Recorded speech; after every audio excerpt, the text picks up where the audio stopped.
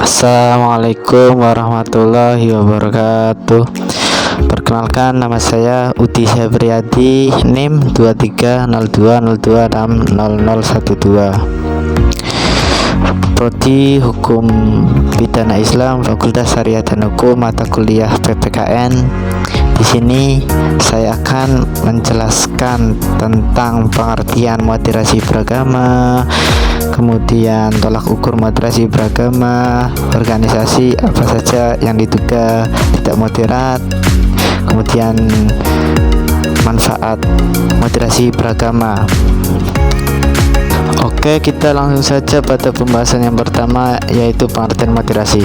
Kata moderasi beragama berasal dari kata moderation, yang dimana dapat dikatakan tidak berlebihan dan tidak kurang. Kata moderasi beragama juga dikenal dengan moderat, yakni bersikap sewajarnya dan biasa-biasa saja. Moderasi beragama populer dengan sebutan wasatiyah, di mana dapat dikatakan berada dalam dua ujung. Dalam hal ini bahwasanya dikatakan berada dalam dua ujung karena menggambarkan bagaimana cara agar kita tidak terseret oleh salah satu ujungnya, agar dari kedua ujung tersebut dapat ditarik apa yang dibutuhkan untuk mencapai keadilan dan kebaikan.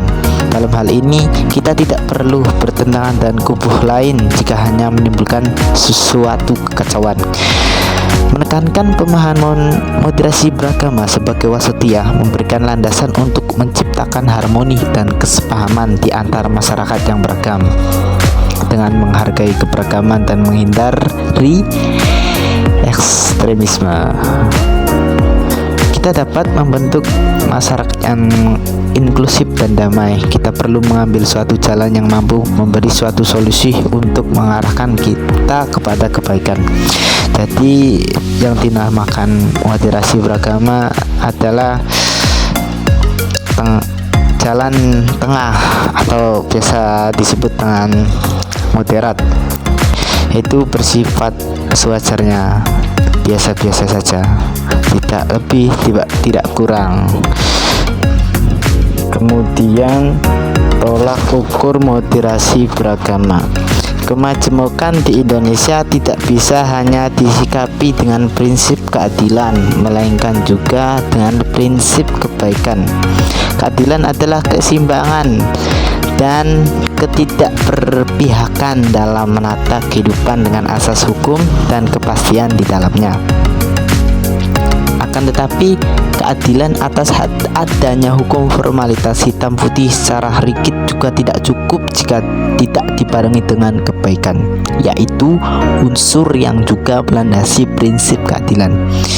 Hukum bisa saja hanya menyentuh aspek permukaan dan tidak memenuhi rasa keadilan sesungguhnya, sehingga perlu ada sentuhan kebaikan. Keadilan adalah dimensi hukum, sedangkan kebaikan adalah dimensi etik.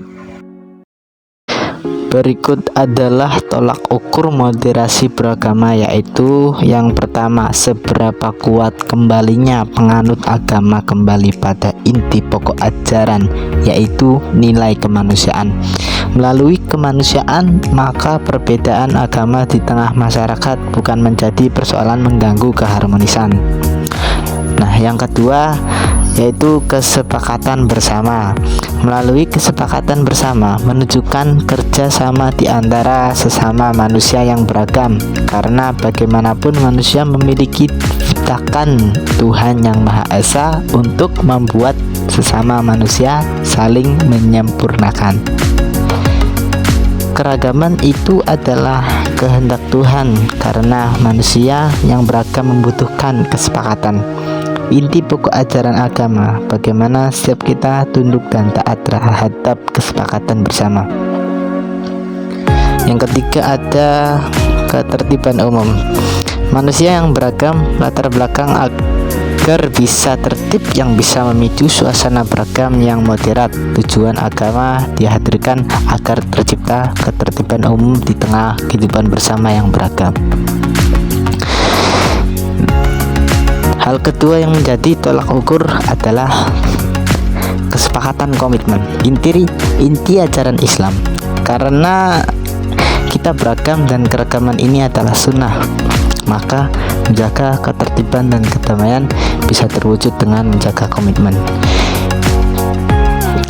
Ia mencontohkan dalam Islam, ikatan perkawinan antara dua orang anak manusia saja dibangun di atas kesepakatan ada hak dan kewajiban yang harus dipenuhi oleh masing-masing pihak, apalagi dalam komunitas masyarakat yang lebih besar. Terus ada paham atau tindakan dikategorikan tidak berlebihan atau tidak ekstrim selama dapat menjaga ketertiban umum.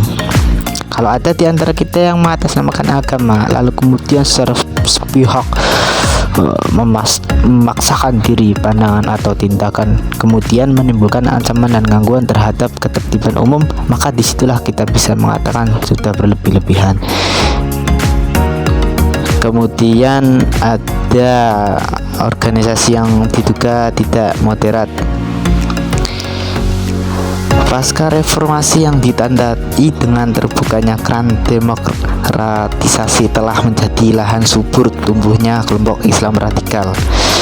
Fenomena radikalisme di kalangan umat Islam seringkali disandarkan dengan paham keagamaan. Sekalipun pencetus radikalisme bisa lahir dari berbagai hal, apakah ekonomi, politik, sosial, dan sebagainya. Dalam konstelasi politik di Indonesia, masalah radikalisme Islam telah makin membesar karena pendukungnya juga semakin meningkat. Akan tetapi kadangkala gerakan ini berbeda pandangan serta tujuan sehingga tidak memiliki pola yang seragam.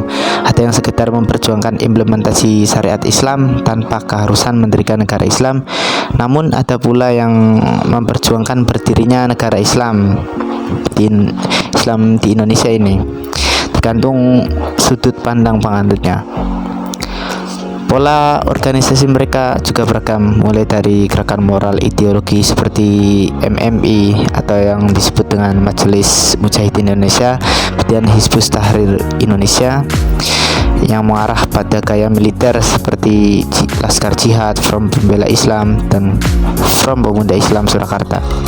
Meskipun demikian, ada perbedaan di kalangan mereka. Ada yang kecenderungan umum dari masyarakat untuk mengaitkan gerakan-gerakan ini dengan gerakan di luar negeri, kemudian menjadi poros untuk dicontoh. Radikalisme yang berujung pada terorisme menjadi masalah penting bagi umat Islam di Indonesia karena banyak yang mengecap Islam itu sebagai agama teror, menyukai jalan kekerasan. Sekalipun anggapan itu mudah dimentahkan, namun fakta bahwa pelaku teror di Indonesia adalah seorang muslim garis keras yang sangat membebani psikologi umat Islam secara keseluruhan. Karena faktor itu banyak yang memandang negatif pada umat Islam. Kemudian manfaat moderasi beragama. Manfaat moderasi beragama untuk menciptanya kenyamanan, ketentraman, kesejahteraan antar umat beragama. Jadi di dalam moderasi beragama yaitu diajarkan untuk bertoleran, tidak saling mencaci maki satu antara lain atau menghina atau kelompok A menyerang kelompok B. Jadi di manfaat moderasi beragama ya semata-mata hanya untuk kenyamanan bersama. Karena di Indonesia itu bukan negara Islam, tapi negara yang beragam. Mungkin itu saja yang dapat saya sampaikan, kurang lebihnya mohon maaf. Wallahul muwaffiq ila aqwamit thoriq. Wassalamualaikum warahmatullahi wabarakatuh. Sekian dari saya, terima kasih.